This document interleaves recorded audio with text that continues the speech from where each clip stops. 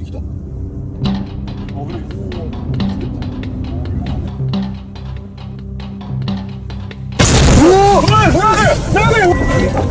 Hello, Prater.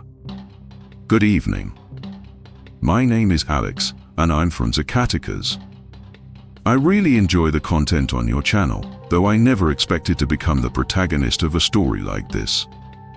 Until recently, I was very reluctant to believe these kinds of stories were real, but last week I lived through a paranormal experience that left me thinking deeply about what hides along the highways, and I hope you can share it with your community.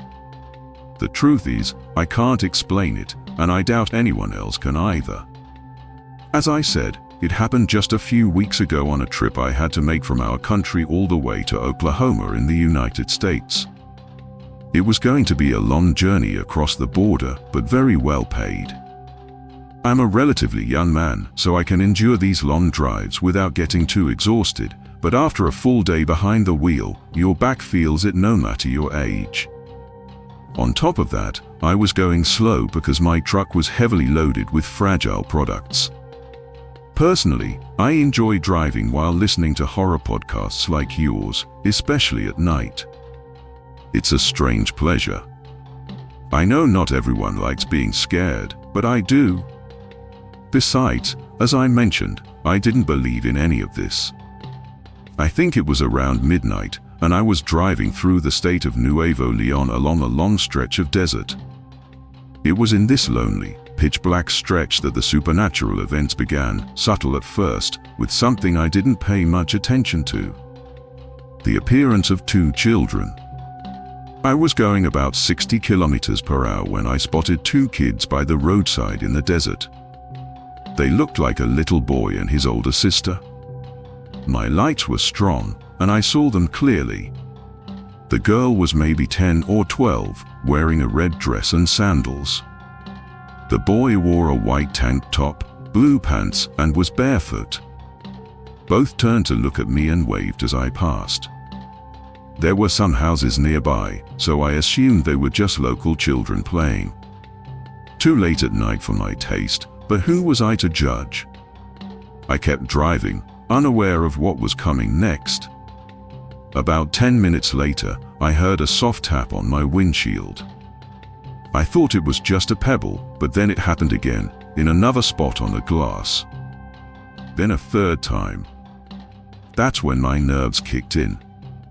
I turned off my podcast and kept my eyes fixed on the road. And then I heard it. A faint laugh. It was the softest laugh I'd ever heard, but unmistakably a child's, and close, too close. My phone was off, my truck didn't have a radio, there was no possible source for the sound. Suddenly, everything around me felt hostile. I even wondered if maybe a lunatic had hidden in the cab. My truck model has a small sleeper with a bed, enough space for someone to hide, maybe laughing at me, waiting to attack. I debated stopping at a populated area, maybe a gas station, where someone could help. But before I could decide, another tap hit the windshield. Then consecutive knocks, like someone rapping their fingers. I lifted my eyes and froze. At the top edge of the windshield, I saw two pairs of small, pale hands tapping on the glass. The skin was grayish, almost translucent, with blue veins showing. I screamed and slammed the brakes, watching the hands disappear over the roof. But then I realized no one could possibly be standing on the roof of a moving truck like that, let alone two people. When the truck stopped, I jumped out, expecting to see hideous creatures on the roof. Nothing. Only the sound of sinister laughter circling me in the darkness. Terrified, I climbed back in and forced myself to keep driving. The cab was icy cold despite the July heat outside. Even with the roar of the engine, I still heard the laughter. Then came more tapping, more footsteps above the cab, like something enjoying my fear. For the next 30 minutes, I drove pretending nothing was happening. Out of the corner of my eye, I saw hands sliding down the edges of the windshield and the side window. I didn't stop, didn't scream, didn't react until finally I saw a rest area ahead with several trucks parked. The moment I pulled in among other drivers, the presence vanished. I got out, exhausted, trembling, barely able to breathe. A fellow driver asked if I was okay. I told him something strange had happened, but I didn't go into details. He just advised me not to drive tired, to drink coffee, and to rest when necessary, that sometimes the imagination plays cruel tricks. Imagination. But nothing I saw or heard was imaginary. And I'd soon prove it. The next morning, at a roadside taqueria, I met my old friend Elisa, who was heading south from the north. After catching up, I told him everything in detail. He's always been very spiritual, a devout Catholic despite being young. When I finished, he asked me seriously if I'd checked the roof of my truck. I hadn't. Honestly, I was too afraid of what I might find. But with his encouragement, I climbed up. What I saw made my blood run cold. The dusty roof of my cabin trailer was covered in small footprints and handprints, as if children had been walking barefoot all over it. Elisa climbed up with me and saw them too. He said we needed to wash it immediately. With a hose, we cleaned everything. I didn't think to take photos, but at least it proved to me I hadn't imagined it. Afterward, he reassured me those spirits had clung to me only briefly, tied to that haunted stretch of road, and that they wouldn't follow me beyond it. I don't know how he was so sure, but thankfully, the rest of my trip to Oklahoma went without further incident, and so did the return. Still, I often think about it. Were they truly children? Or something else, disguising itself as innocence? Were they trying to cause an accident? Feeding on my fear? I don't know. All I know is one thing: once was more than enough. I hope I never experience something like that again. Let's continue. Good evening. My name is Hazza, and I'm from Cuernavaca, although I moved to the United States with my parents many years ago. Now I work as a truck driver here in the southwest of the country, and I already have about 12 years of experience. I won't say this was my dream job, but I don't mind it either. In fact, you could say it's become an unexpected pleasure. I enjoy driving on the highways, and thank God I can honestly say life has been good to me. I'm saving to buy my own truck, and overall, I'm a happy person. However, I have to admit that I didn't always see it that way, not until a very dark event happened to me on the road. I suppose I didn't realize how privileged I was until I came face to face with the darkness and misery of others. First, some context. Since I don't yet own my own truck, I depend on the tasks my company assigns me, and they provide the truck I drive. That's how this company works, and I don't know if others do it differently, but for now, it's convenient because I'm not responsible for the truck's maintenance or mechanics, as long as I drive responsibly. Anyway, in August of 2020, in the middle of the pandemic, I was asked to travel to a port on the West Coast to pick up a load of electronic goods and deliver it to a city in New Mexico. At that time, there were many roadblocks and highway controls because of the quarantine, to prevent the spread of the disease we all know. Of course, because of my job, I had a special circulation permit. But even so, it was an uncomfortable time to work, as most motels, restaurants, and rest areas were closed or only offered takeout. It's worth mentioning this, because later I tried to attribute everything I heard to exhaustion, days of denial before I finally accepted that what I lived through was real. I started my trip to the port without stopping anywhere, eating ham sandwiches from the mini-fridge I always carry. If I slept 3 hours in the sleeper cab, it was a lot. At the port, I did get some sleep, since the bureaucracy and hygiene procedures delayed the process almost a full day. But the sleep was terrible. The port was a noisy place. Around 9 p.m., a crane placed a massive red container on the back of my trailer. We hooked it, secured it, and I set off back toward New Mexico. Tired, yes, but very much awake. I want to make that clear. I put on some music and drove calmly down the highway, lost in my thoughts. Then, between the noise of the music and my own mind, I heard a faint metallic thump from behind me. At first, I thought something in the cab had come loose and was hitting the walls. I turned the music down and listened closely. It was a soft, metallic sound, but it stopped almost immediately. For a while, all I heard was the hum of the engine and the breeze. Still, that lonely highway felt even more desolate than usual. The lights seemed dimmer, and the darkness along the roadside made my imagination run wild. I turned the music back up, trying to clear my head. It worked, but only to a point. My mind kept circling back to those sounds, until I landed on a sinister thought: could someone actually be inside the container? Just as I reached that conclusion, faint knocks mixed with the music made me jump in my seat. I tried to tell myself it was pebbles from the road hitting the trailer, but the sound was unmistakable. I turned the volume down again, and this time, the knocking wasn't alone. Muffled crying. For the first time in my 7 years of driving trucks, I felt true terror. My hands trembled on the wheel, and my chest tightened as the cab suddenly grew icy cold. Rationally, I told myself I was imagining things, but my instinct screamed that something was very wrong. The sound stopped briefly, but I couldn't shake it off. Then the knocks and sobs returned, stronger, joined by scratching noises, so intense they almost made me break down in tears. I cranked the music up to drown it out, but that only made me more stressed. Finally, for my own safety, I pulled into a small, empty rest area. When I killed the music, the noises ceased, except for faint whispers in some strange language I couldn't recognize. That's when I truly panicked. Maybe I had stumbled into a case of human trafficking. I jumped from the cab and stared at that massive red container, my breath ragged. Again, the whispers seeped through the metal. I shouted, asking if anyone needed help.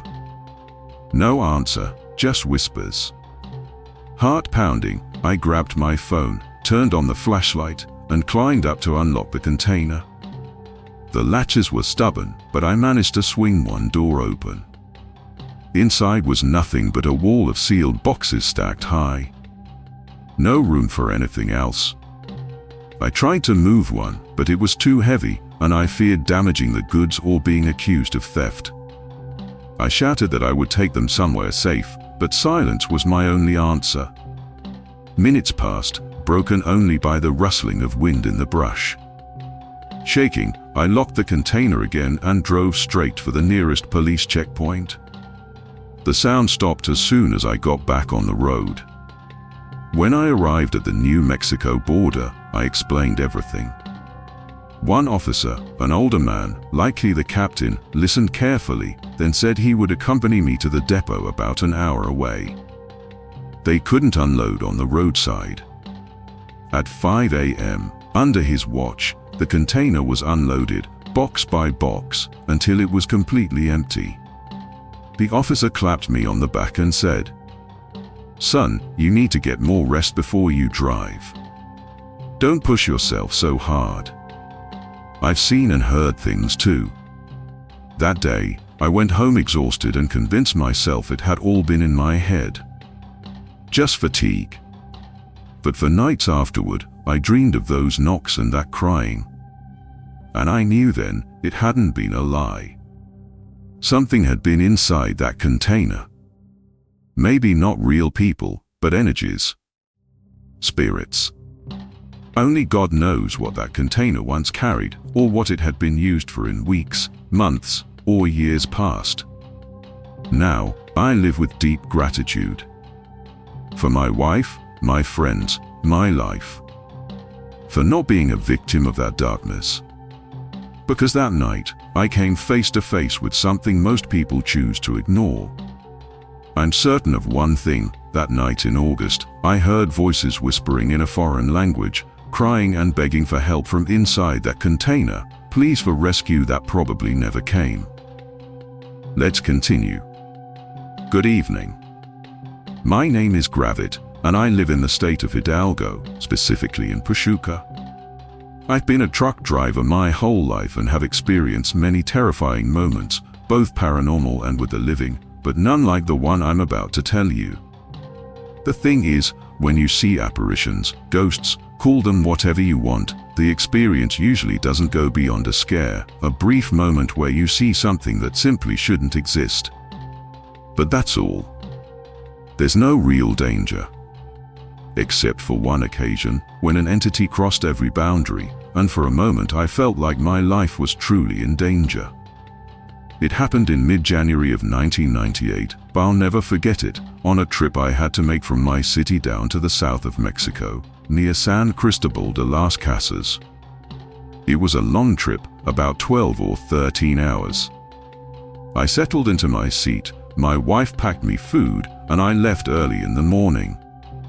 Around 8 a.m., I was chatting with my colleagues over the radio, listening to music, and I only stopped once around 1 p.m. to stretch my legs and use the restroom. The problem came later, near the border of Veracruz. Around 6 or 7 p.m., a traffic jam delayed me for hours. By the time I entered Chiapas, it was already midnight. I was complaining over the radio when one of my colleagues warned me to be careful in that area, since lately there had been a lot of crime, people ambushing big trucks like mine. I told them everything would be fine and kept going, until an older driver who introduced himself as Amaro came on the radio and gave me this advice. Be careful on the curves, and if possible, don't stop. Strange things happen on that road at night.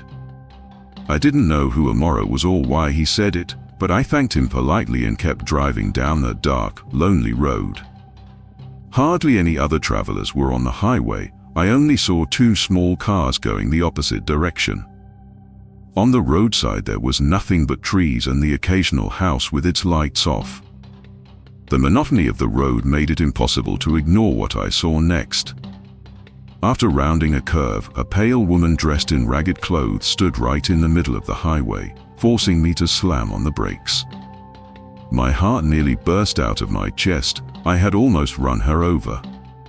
Behind me was a fully loaded trailer, and to this day I don't know how I managed to stop that multi-ton beast in time.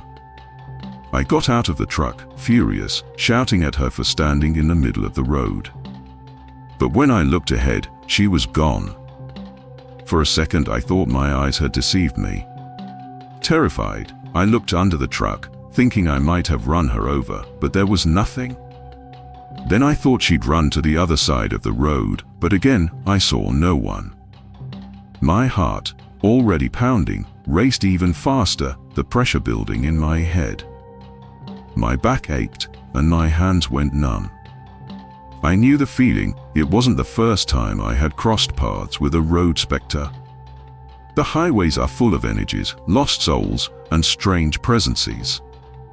But this time, I had a terrible premonition. Shaking, I got back in the truck, started it, and drove off, hoping nothing else would happen. I pressed harder on the accelerator to get away from that area quickly. Luckily the road was straight, otherwise I don't know what would have happened. But almost immediately, I realized the brakes weren't responding. No matter how hard I pumped the pedal, the truck wouldn't slow down. A tingling ran up my neck as I tried to think of a solution. I let off the accelerator, but a slight downhill grade kept the truck rolling faster. I tried to call my colleagues on the radio for help, but no signal came through. Instead of a voice on the other end, I heard a loud bang on the passenger door. I glanced sideways, and there she was, the same woman I had seen standing in the road. Her pale face pressed against the glass, smiling at me with black, rotten teeth. I cursed at her, screaming for her to leave me alone, slamming the brake pedal with all my strength. Just when I thought I was about to crash into a sharp curve and die, the shadow of that woman vanished as quickly as it had appeared, and suddenly, my brakes worked again. The truck slowed, and I was able to take the curve calmly, in stark contrast to the terror inside me. I knew I had just escaped with my life.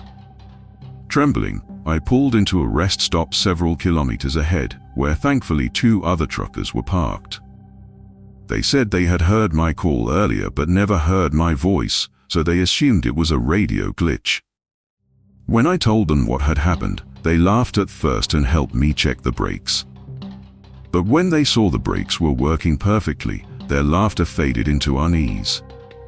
They asked me what the woman looked like, and when I described her, one of them shared an old story he'd once heard. Back in the 70s, a woman known locally for practicing witchcraft had been run over on that very road by a truck. Authorities took her body and buried her in the municipal cemetery, but clearly, her spirit had stayed behind, angry and full of vengeance. Why she chose me, I'll never know. Maybe she wanted revenge, or maybe she wanted me to know she was still there. Later, I spoke to other truckers about that stretch between Veracruz and Chiapas. Some swore they had felt strange presences, seen shadows behind the trees, or witnessed flying shapes in the night. Others said they'd seen nothing unusual. As for me, I know what I lived. It wasn't my imagination. After that, I became more cautious. I avoid driving at night. I'd rather sleep in the cab and arrive late than risk going through something like that again. Because at the end of the day, no delivery deadline is worth my life. If there's a moral I can leave you with, it's this. They say you should fear the living, not the dead. Well, in my case, you should fear both. My name is Daniel, and I've been driving trailers across the country for more than 20 years. I've crossed highways from north to south, coast to coast. I've gone through endless deserts, foggy mountains where you can't see a meter ahead, stretches where assaults are an everyday risk, and others where the danger doesn't come from the living, but from something that can't be explained. There are many stories among us truckers, things you hear that at first sound like nothing more than road tales. But when you've spent years out there and seen what lurks in the dark, you realize some of those stories are not made up. I had to live through one myself, and I swear I wouldn't wish it on anyone. This happened a few years ago on a trip from the north to the center of the country. I was in a rush because I had been given a tight deadline for the delivery, but the fatigue was hitting me hard. Those of us who drive at night know there comes a point where sleep becomes the enemy, and if you don't stop to rest, you could end up smashed against something. So I decided to pull over at a rest area in the middle of nowhere, a place I had used before. It was just a spot on the highway where hardly any cars passed at that hour. The place had nothing more than a couple of old bathrooms, some cement tables with benches, and a pair of flickering lamps casting that dim yellowish light that barely helped at all. I parked the trailer, got out with my water bottle, and went straight to the bathroom. I wasn't there long, but just as I was finishing, I heard something outside. A dry, raspy shout, like someone screaming with all their lungs, a single word. "Get out." I froze. I thought it was someone arguing, maybe a drunk wandering around. But it made no sense. There hadn't been a single car for miles, and there were no towns nearby. I waited a few seconds inside the bathroom, listening for something else. Nothing. Just the sound of the wind in the dry bushes and the shrill cries of insects in the night. I finished quickly and stepped outside, phone in hand to use the flashlight. Nothing looked unusual, but I had that feeling on my neck, that uneasiness when you know you're not alone even if you can't see anyone. And then I heard it again. "Get out." But this time it was different. It didn't come from outside. It didn't come from far away. It was shouted directly into my ear. I jumped out of pure fright. The sound was so close, so strong, that chills ran down my entire body. I felt as though something was pressed against me, breathing on the back of my neck. The scare made me drop my phone, and when I bent down to pick it up, I saw something that froze me in place. Dark stains on the ground. Blood. I followed the trail with my eyes, and a few meters ahead, in the weeds, I saw something that had no reason to be there. A human foot. Not a shoe, not an old boot, an actual foot. Pale, dirty skin, stiff toes, and flesh cut in such an irregular way it looked like it had been torn off by brute force. I didn't think twice. I ran back to the trailer, locked the door, and shifted gears to get out of there as fast as possible. As I left the rest area, I checked the rearview mirror, half expecting to see someone, the owner of that voice, screaming at me, but there was nothing. Only the trembling light of the lamps over the empty road.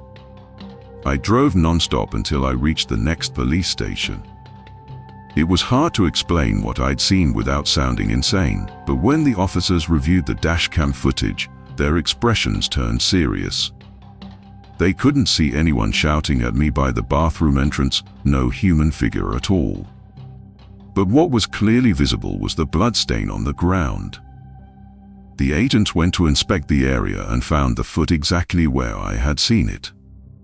But there were no other remains, no signs of a struggle, no footprints, nothing to identify who the victim was. The case was filed away as an unsolved crime. They never found a body to match the foot, nor did any missing person reports surface that fit the discovery. It was left as just another road story, the kind police eventually forget because they know they'll never find an answer, or they simply don't want to look. But I don't forget. Because I know what I heard. I know something screamed at me to leave. And after thinking about it a lot, I believe the most important thing is this: if I hadn't obeyed that warning, that night might have ended the same way as the person who lost that foot.